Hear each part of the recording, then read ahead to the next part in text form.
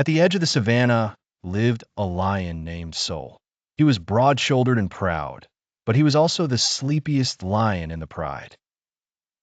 While the others practiced roars and hunted at dawn, Sol often yawned so deeply that birds lifted from the grass. Each afternoon, when the heat pressed down on the world, Sol climbed a flat red rock and watched the vultures circle above him. He did not envy their hunger or their noise. He envied only their quiet freedom. Above the tall grass, above the acacia trees, above even the dust and heat, the sky looked like a door left slightly open. One night Sol dreamed he had wings. In the dream, his paws no longer sank into the earth.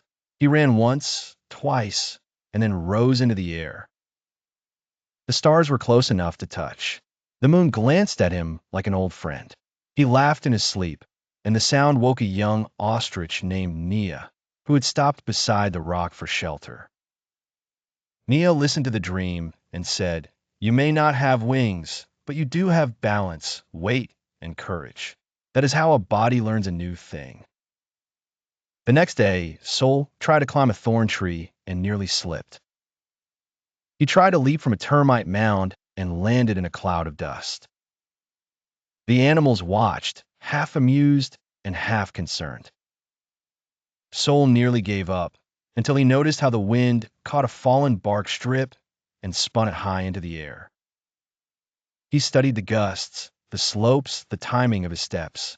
He began again, not as a hunter, but as a learner. Days passed. Sol practiced on the highest ridges, jumping when the wind rose and resting when it fell. He never flew the way birds did, but one evening he reached a cliff above the river and leaped farther than he had ever leaped before. For one bright second, he seemed to float. Below him, the water flashed like silver.